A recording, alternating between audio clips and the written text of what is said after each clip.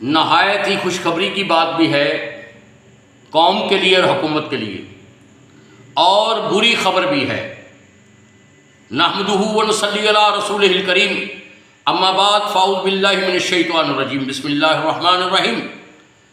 یاد رکھو لوگو، اللہ قرآن میں ایک مقام پر فرماتے ہیں کہ انسان کے ساتھ جو کچھ سلوک ہو رہا ہے یہ اس کے اپنے ہاتھ کی کمائی ہے۔ یہ آیات کا مفہوم ہے، مختلف جگہ پر مختلف انداز سے ہے۔ وقت کم ہے، بات زیادہ کرنی ہے، نصیحت زیادہ کرنی ہے، اس پر عمل کر لیں گے انشاءاللہ ملک کی بھی خیر ہوگی، اسلام کی بھی خیر ہوگی، لوگوں کی بھلائی ہوگی، لوگوں کی جانیں بچیں گی۔ اور انشاءاللہ میں یہ نسخہ بھی دوں گا آپ کو کہ کیسے ان جانوں کو بچانا ہے اور ان کو کون سی خوراک آپ نے پہنچانی ہے، کون سی ایسی چیزیں ہیں جو شارٹ ورڈ آپ نے پہنچانی ہے اور مختصر وہ پہنچائیں گے، کم اس کی جگہ گھرے گی، زیادہ چیزیں آپ لوڈ کر کے لے کے جائیں گے اور ان کے لیے پکانے کی ضرورت نہیں ہوگی اور نہ گیس کی ضرورت ہوگی، نہ آپ کو پانی پینے کے لیے آپ صرف دیں گے۔ اس کے علاوہ تیمم کے لیے آپ مٹی استعمال کر سکتے ہیں۔ عبادت اگر لوگوں نے کرنی ہے تو وہاں پہ رہتے ہوئے صرف دودھ، پانی، بھنے ہوئے چنے اور کھجوریں، یہ چیزیں خوراک ہوں گی انشاءاللہ۔ ان سیلابین سے جو متاثرین ہیں ان کو آپ نے پہنچانی ہے۔ اور انشاءاللہ مچھر کی توڑ اپنا روک تھام کے لیے تارے میرے کا تیل، اس کے ساتھ اگر سرسوں کا تیل ملا لیں ٹھیک ہے، ورنہ ڈائریکٹ لگا لیں جہاں پہ مچھر لڑنے کا اندیشہ ہے۔ تو یہ میں تنبیہات آپ کو انشاءاللہ اس کی گفتگو میں آپ کو بتاؤں گا۔ اللہ کے فضل و کرم سے اللہ نے جو علم دیا دین دنیا کا، اور اس کے بارے میں انشاءاللہ ہم گفتگو کریں گے۔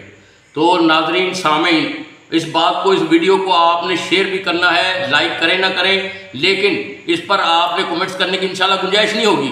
اور اللہ کے فضل و کرم سے آپ کی دعاؤں کی ضرورت ہے۔ ملک میں جو حالات ہیں ان کے بارے میں انشاءاللہ یہ گفتگو کر رہا ہوں، اور یہ اہل علم کے اوپر یہ بھی ڈیوٹی ہے، ذمہ داری ہے کہ وہ ملک میں کوئی آفت آئے، مصیبت آئے تو اس کا حل پیش کریں، کیونکہ اسلام ہمارا ایسا مذہب ہے اللہ کے فضل و کرم سے جو تمام مسائل کا حل دیتا ہے، لیکن شرط یہ ہے کہ سننے والا اور بتانے والا اس کی نیت صاف ہو اور اللہ کی رضا ہو اور محمد صلی اللہ علیہ وسلم کا طریقہ ہو۔ تو میں نہیں سمجھتا اس کا حل نہ ملے۔ تو جب ہمارے دل میں فتور ہوگا، بغض ہوگا، حسد ہوگا، تو کوئی مسئلے کا حل بھی ہے تو ہم ماننے کے لیے تیار نہیں ہیں، ظاہر ہے ضد کر کے بیٹھے ہیں، کجربی کر رہے ہیں علم ہونے کے باوجود۔ تو یہی فساد کی سب سے بڑی جڑ ہے، اور قرآن اس کے بارے میں فرماتا ہے الفتنۃ اشد من القتل۔ فتنہ جو ہے یہ فساد برپا کرنا زمین میں اور لڑائی کرنا، کوئی بھی بات معاملہ کرنا، آپس میں لڑائی کرنے کے لیے، یہ جو ہے وہ فتنے سے بھی زیادہ بڑا جرم قتل کرنا ہے۔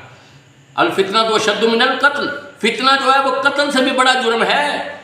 قرآن کہہ رہا ہے، بڑا نہیں ہے، بہت بڑا، بہت بڑا۔ میں اس کا ترجمہ کروں گا کیونکہ یہ اسم مبالغے کا بھی صیغہ ہے، اسم تفضیل کا بھی صیغہ ہے۔ میرے بھائی یہ بات سمجھیں، اللہ قرآن میں ہمیں طریقہ بتا رہا ہے کہ ان آفات سے کیسے بچنا ہے۔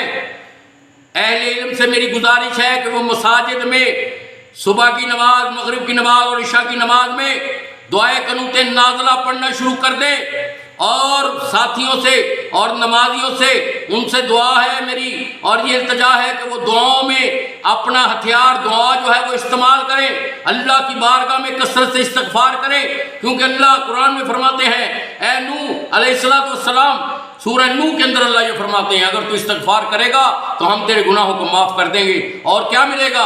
اللہ فرماتے ہیں جنت بھی عطا کریں گے، دنیا میں سکون بھی دیں گے، اور کیا کریں گے؟ تمہیں بیٹے عطا فرمائیں گے، اولاد میں نرینہ اولاد دیں گے، اس سے دولت ملے گی جب وہ کمائیں گے۔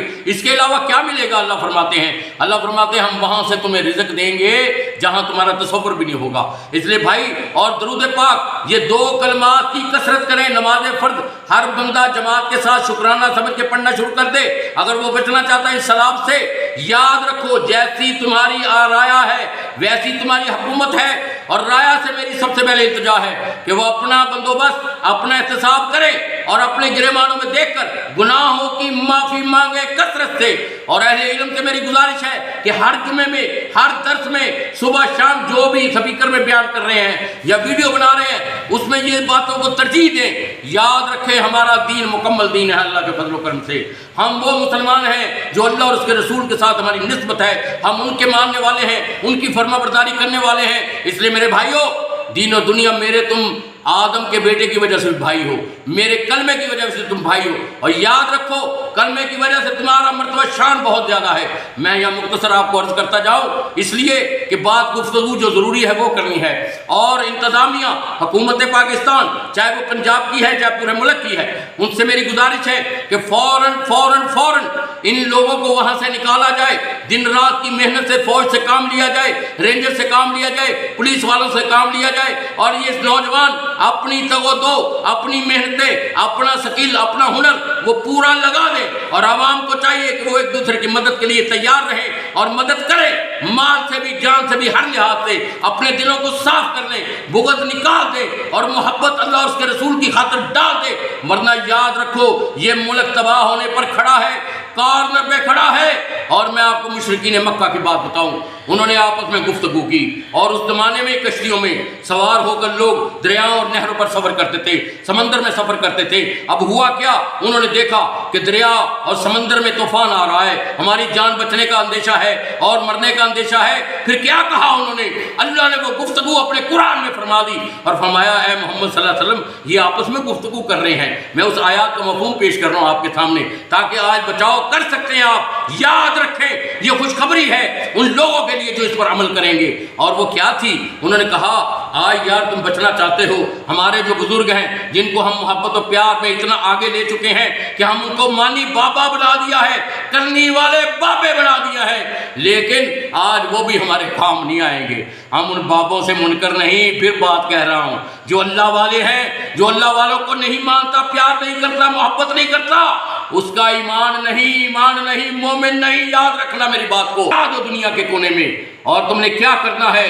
ان لوگوں کو کھجور، بھنے ہوئے چنے، تارے میرے کا تیل، پانی، اور چوتھی چیز اگر آپ نے دینی ہے تو دودھ ہے۔ اس کے علاوہ کسی چیز کو دینے کی ضرورت نہیں ہے۔ اسی سے انشاءاللہ ان کی خوراک بھی ہوگی، ان کو نیند بھی آئے گی، اور مچھر سے بچاؤ کے لیے تارے میرے کا تیل یہ استعمال کریں۔ اللہ کے فضل و کرم سے سارا بندوبست ہو جائے گا۔